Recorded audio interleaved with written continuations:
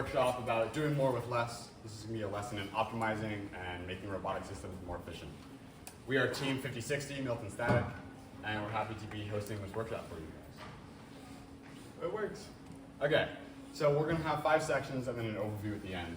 We'll talk about the math of optimization, planning ahead, simplicity is key, efficient iteration, and designing within your limitations. Okay, our first topic is the math of optimization. So I'll be talking about why you want optimization and proving mathematically that it's something that you should be interested in your team. But first I'll start out by defining what I mean when I say optimization and what that kind of entails. So first we have 2 quotes. This first one is, constrained optimization is the art of compromise between conflicting objectives. So this pretty much means, in the sense of FTC, you have a robot, there are 2 things you're trying to balance for, and optimization is balancing those 2 variables in a way which works best for your robot and for your team. Now let's define some key words from optimization. We have efficiency, consistency, and reliability. Efficiency means achieving the maximum productivity with minimum wasted effort or expense. Now in robotics and in FTC, that means you can make the best robot possible with the least materials. So let's say you have a limited amount of materials.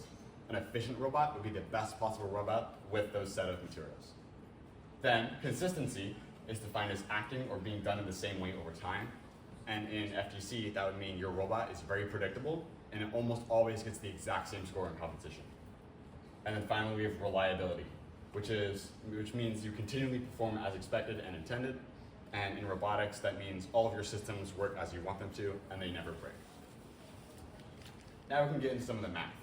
So I'm going to compare 2 different types of claws in FTC, and we'll compare and contrast their advantages and disadvantages and why one might be better than the other. So we'll start out with the 5-axis claw. It's very fancy, and it executes very quickly. Let's say it executes in 1 second. These are all theoretical numbers, but it'll help show the point. Now, because it's so complicated and it's not perfect yet, we still have to work on it. Let's say it has a 20% success rate. And it took 2 weeks to test and design by our team. Now let's compare our second competitor. Yeah, this is the pincer. It's pretty slow. It executes in 3 seconds. But because it's so simple and intuitive, your drivers understand how it works, and it has a 90% success rate. But it only took 1 day to design and test. It's so simple. Now, let's compare these 2. We have the 5-axis claw, which took 1 second, but the pincer that takes 3 seconds. And the 5-axis has a 20% success rate, while the pincer has a 90%. Now let's say the rules for this game is you have a 2-minute teleop period, which is 120 seconds, and each successful execution of the task gets your robot 4 points. Again, these are all theoretical, but it just helps to define them out right now. Now, for our 5-axis claw, because we have 120 seconds total, and it takes 1 second to execute, the 5-axis claw will have 120 attempts of the task. Now, if it has a 20% success rate, that means it'll successfully complete the task 24 times. And with 4 points per success, that means this robot with the 5-axis claw will score 96 points. Now with the pincer claw, because it takes 3 seconds to execute, we only get 40 attempts. And that's a lot less than the 5-axis. But because it's 90% successful, that means we get 36 successful attempts. And with 4 points per success, that's 144 points. So overall, the pincer scored more points than the 5-axis claw. And it took 1 day compared to 2 weeks to design. So if you take anything away from this entire workshop, it's that your design isn't what scores you points. It's the efficiency of that design, which is what scores you points.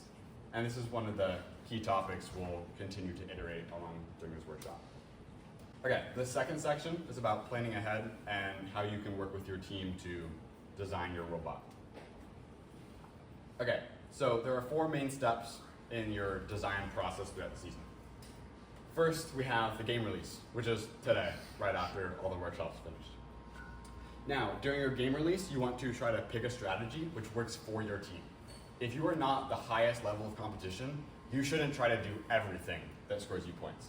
You should pick one design which works best for you. So for us last year, that was picking one specific thing. We know that we had the skills to do. So we know we weren't able to do a climb and we weren't going to be able to do specimens. So we decided to focus our entire effort on just scoring the bucket. Now, the second step is brainstorming. So you'll talk with your team, you'll get some ideas, maybe draw some sketches, But the key is you'll all be super excited. You don't want to over-design. You don't want to like creep on that scope of your idea. So you don't want to get too ambitious too quickly. Keep it simple and stick with your plan that you thought of during the first phase. Now it's time to CAD your robot and build it and actually turn it into a functional robot that you can test. So when CADing, you don't want to build yourself into a corner. It's easy to think that your first iteration will be your last one and you're trying to make it as good as you can. You should always keep in mind that this is going to change. So I need to design my robot so that it's easy to change it later. Because you always need to test your design. Your first one is never your best. And a way you can easily do this is make it modular. If you add a component like a claw, make sure it's easy to remove and you can replace it with the next iteration. And then your final stage is iterate. So you want to test your robot and doing it over and over.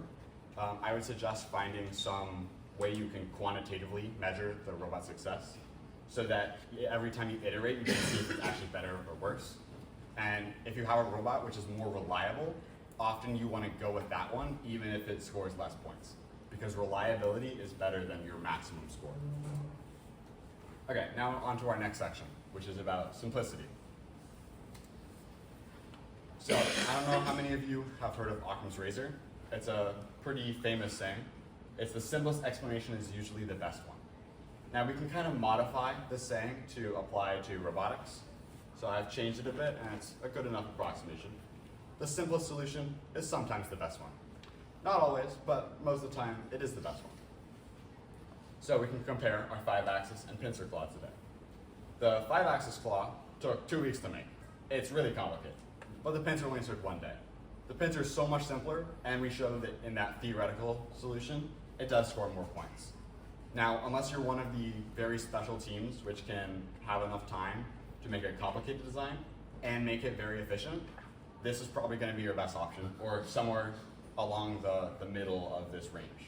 You don't want to go all the way to the most complicated you can. Okay, so there's 4 benefits of simplicity in your design. The first one is time. If you have a simpler design, it takes less time to make, less time to design, less time to create. And it also saves you money, because a simpler design often has less fancy components or hardware that you need to buy, so you can save money on that. And because it's often smaller or simpler, when you're designing, you don't have to make 50 versions of the super expensive one. You can make 50 versions of the super simple one, which saves you 50 times more money, which is a big compound depending on how many times you iterate on your design. Then, a simpler design is often more flexible. It's easier to change. You don't build yourself into a corner, and it's more modular. So you can actually do testing rather than a more complex design. It's really hard to change small features of it. And finally, reproducing that effect. So if you have a simple design, you can just take a picture of it and share it online, and other teams can take inspiration from that and learn from your ideas. Because FTC is all about sharing with the community and trying to help out other teams. And if I took a picture of this super fancy 5-axis claw, it's not going to be helpful for everyone. Sure, it's still helpful, but simpler designs often inspire more ideas to be circulated within the community. Okay, our next section is about how to iterate on your designs more efficiently. So, there's a few steps I have laid out for how you should be testing and iterating on your designs. The first step is that I like to define a problem. What actually are you trying to achieve? So for our team, we say, oh, we want to have a measurable criteria. So 2 years ago for Center Stage, we tried to dedicate ourselves to make a good paper airplane launcher. So we would measure how far the paper airplane would go every time, and we'd make a scatter plot of all those data points and try to find where on average it was landing. And that's a measurable quantity. So every time we change one small thing, we know exactly how much it changed it. So if it made it better or worse, and we know how much by. Then step 2 is making sure everyone's on the same page. You need to communicate with your team. If you're not, everything's going to turn into a dumpster fire. It's no fun. You always need to communicate, make sure everyone on your team understands what the goal is, what you're doing, how you're going to do it.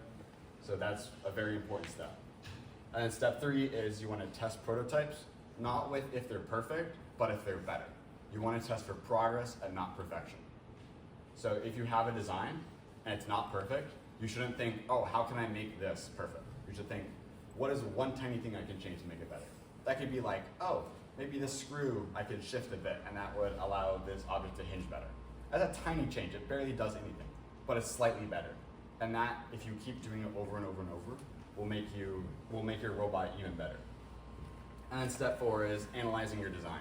After every time you test, you should get together as a team and talk about what worked, what didn't work, what should we improve, and how should we improve it. Again, that works back with step 2, making sure everyone's talking together and working as a team. If everyone understands why the design didn't work, and if everyone can agree how they can make it better, your team can work more efficiently to create new systems.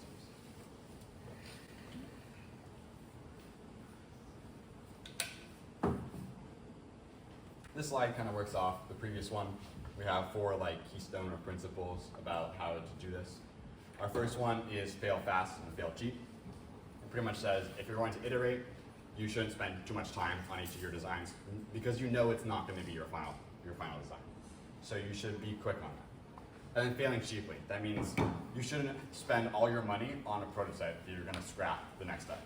So that includes make all your prototypes with wood, PVC, 3D printed parts, cardboard, tape, and zip ties, something simple and cost effective. It's a lot easier to buy a bunch of cardboard than it is to CNC a bunch of parts.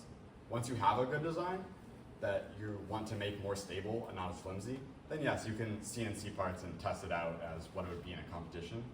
But when you're prototyping, you shouldn't dive right in because you'll have to CNC 50 parts, and that's way too expensive. Then you want to iterate in small steps. Change only one variable at a time so you know what worked. If I change 2 things at a time, I just wasted my prototype. I don't know what helped. Because sure, maybe it's better, but I don't know why it's better. And that's the reason I'm prototyping. I'm not prototyping only to make a better robot. I'm trying to learn from the process. If you can learn from why your design is better, that'll be infinitely more helpful than just having a slightly better design. Because it lets you learn how you could make it even better in the future. The third one is prototyping to learn. That works off what I was just saying.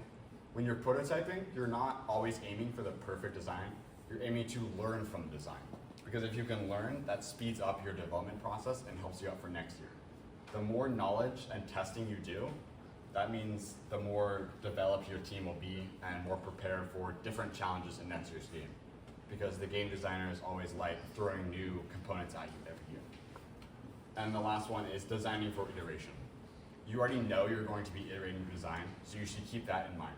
You shouldn't think that every iteration is going to be your final one, because it isn't going to be.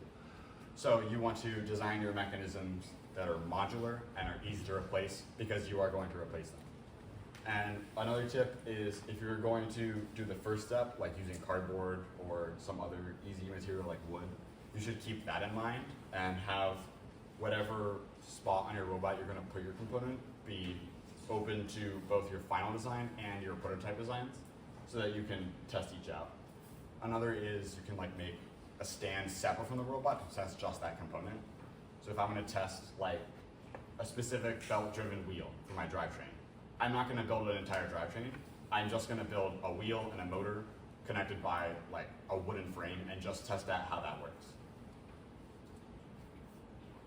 Okay, and then our final section is about designing within your limitations. Now this is a really big one for our team because we have no funding from our school. We have to spend either our own money on everything, or we have to go out and fundraise our own money for all our parts. And we're a relatively new team. We're pretty old, but we took a break and now we're coming back. So this is our 3rd year back. So we have lots of limitations that we have to be aware of and design around.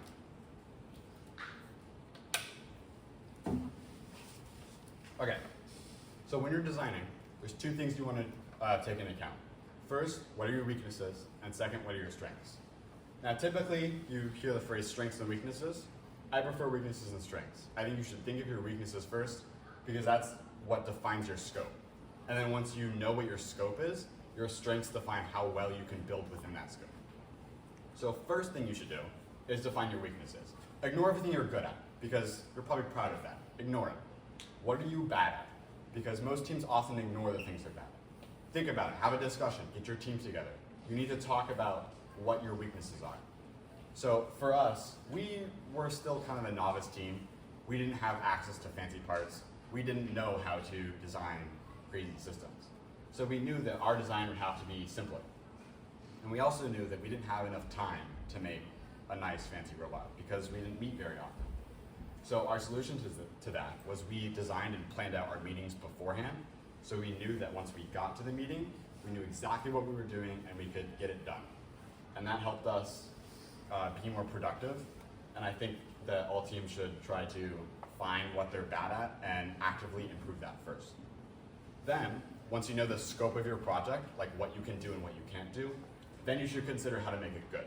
You should always think the scope first and then making the scope good. So our strengths last year was, like we had a stronger driver, but our design wasn't as strong. Maybe for you are better at code than designing your robot. So in that case, you should focus on autonomous, or vice versa. If you're not that good at code, but you're really good at designing your robot, you should focus more on teleop. So play to your strengths within the scope of your weaknesses. So we had a skilled robot, but a pretty unreliable design. So our solution was, we completely removed every component from our robot. Yeah, we scrapped our entire robot. So that was what we competed with last year. Just a drivetrain. That was it. But because we made it efficient, we designed our drivetrain to be extremely fast, and we tested it so much that our driver became super efficient at driving it. It worked. We clean swept the field. We got all 6 yellow samples and all 3 blue samples before the team could touch any. We got the 4th place alliance in the competition, and we worked with our teammate to get the competition high score. So because we designed our robot to be a team player, which was a novel design last year, and because we practiced so much with the robot and optimized it for that specific purpose, all this robot was designed for was to push pieces. And it did it probably better than any other robot in the competition. And that's what partially led to our success. So, moral of the story, if you want to have the event high score, pick one simple thing and do it better than everybody else. And part of our design was also working with other teammates. That was our main focus because we had pretty much nothing for ourselves. Our entire design was playing to other people's strengths rather than ourselves. And then we'll close off this with some takeaways and conclusions, and we'll open up to questions, and we can kind of like maybe coach some teams if you want our advice on how to structure either your meetings or your design process. So here are some of the key points we went through in this workshop. First is plan ahead. You need to plan your robot, talk with your team. You need to have a design that everyone agrees on and that you know you can iterate on. Next is keeping it simple. A simpler design is often stronger, and that's Occam's razor. The simplest explanation is often the best. So if you can keep your design simple, it'll often be more efficient or more optimized, and you can adapt on it later and make it more complex if you need. Then fail fast, fail cheap. You know you're going to be iterative. You shouldn't spend all your effort on your first design knowing you're going to scrap it. You shouldn't CNC the parts if you know that you're going to get rid of the next day. You should plan out, like with cardboard, what those parts are going to be, and then actually make it. And you want to do it quickly. You don't want to spend weeks and weeks on iterations. You should change one tiny thing, make it in the simplest way you can, and then test it over and over, as many times as you can. Next, you want to play to your strengths in the context of your weaknesses. Find what your team's weaknesses are.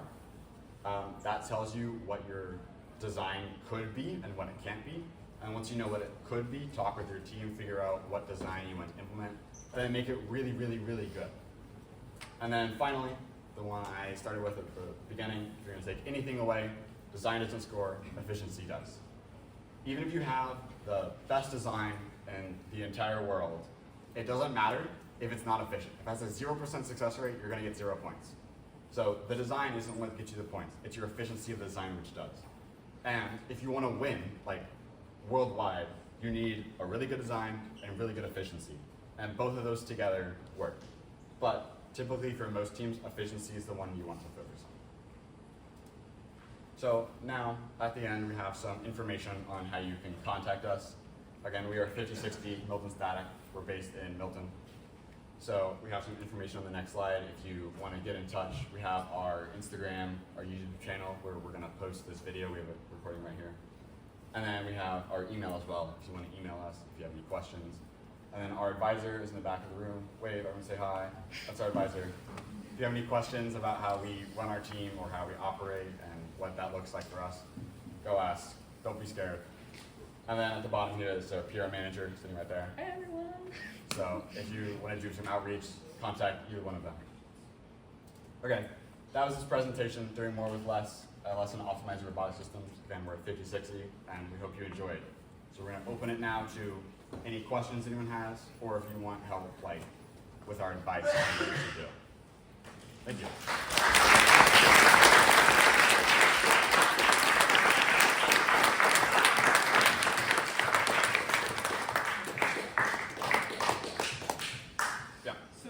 Team didn't meet very often. What was your typical meeting schedule? We met once a week for about an hour. Really? So 1 hour a week.